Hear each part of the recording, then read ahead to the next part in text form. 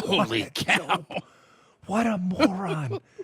This is, I mean, we may have to readjust our rankings if he keeps this up. It's hard to beat Chuck Todd and Stelter, especially Stelter.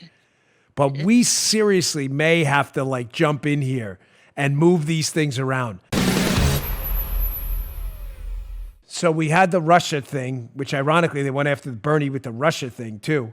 He has none of my sympathy from that. He was the one saying, Donald Trump is a Russian asset. Good. Now you can see how it goes when you make stuff up. But to see, for those of you who missed it last week, it came out, a leak, which has been now debunked 25 different ways from Sunday, that Russia's involved themselves in the 2020 election again, and they're trying to help Donald Trump. That is not what was said in the briefing. I covered that on Friday, but I want to show you how in a moment, how even CNN is walking back this story. But here is Lawrence O'Donnell on MSNBC. In one of the most embarrassing moments in media history, Lawrence O'Donnell is now number 3. We have our dumbest people in media rankings. Everybody knows the rankings. Everybody knows. Brian Stelter, number 1, always the gold medal award winner, dumbest guy in media. Number 2, Chuck Todd, silver medalist, tries to beat Stelter, sometimes gets close, never beats him. He's not as dumb, although very dumb. Number 3 is now definitely Lawrence O'Donnell from MSNBC. He's moving up. He's moving on up. Yeah. Watch the hilarity here. This absolute moron melt down on the air and run with the now debunked, discredited story that the Russians are meddling in 2020 election to help Donald Trump. Listen to this idiot. We begin tonight with another test of America's ability to be shocked by Donald Trump, who has very deliberately shocked America to the point where he hopes that shock has been replaced by acceptance. The president is a Russian operative. That sounds like the description of a bad Hollywood screenplay, but it is real. And it is Vladimir Putin's greatest achievement.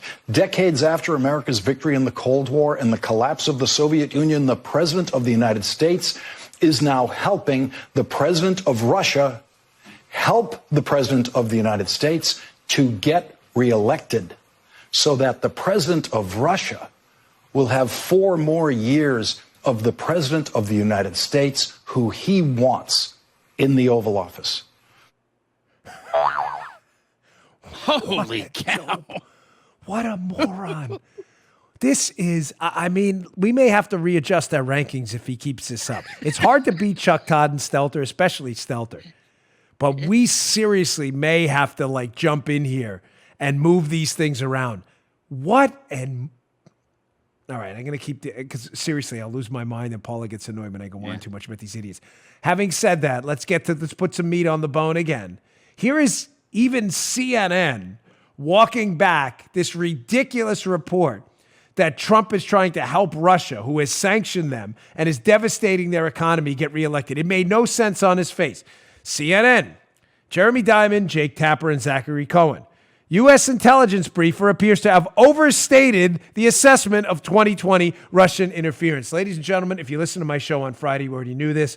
I had sources reach out to me early, tell me this briefing that happened. For those of you who missed the backstory on Friday, a briefer went up to Capitol Hill, gave a briefing where she seemed to indicate that Trump was the preferred choice of Vladimir Putin. That is not what was said. That was what the Democrats leaked. That is not at all what was said. It doesn't comport with common sense. Apparently, the briefer was roundly laughed at by a bunch of Congress people who knew better, who said, let me get this straight. Trump's sanctioning their economy, wrecking the Russian economy right now, and providing lethal weapons to their enemies in Ukraine, and yet Putin wants more of that.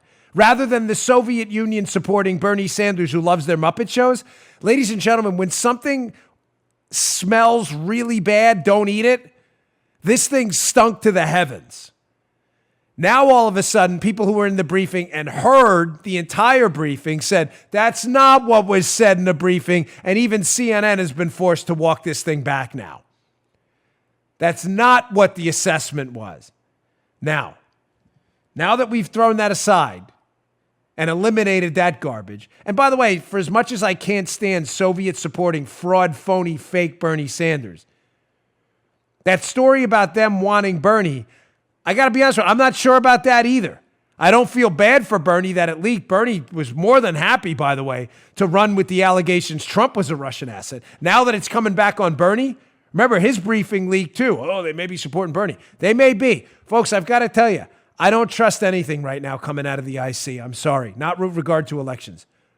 I don't. I'm very sorry. I don't mean to offend anybody. I love our people who put their butts on the line to gather intel. I'm sure 99% of them are great people. I'm sure of that. The problem is there are people at the top who clearly have a political, not an intelligence agenda, which is exactly what Mike Flynn warned us about, and that's why he's the subject of a witch hunt. I don't trust any of this stuff. I'm sorry, I don't.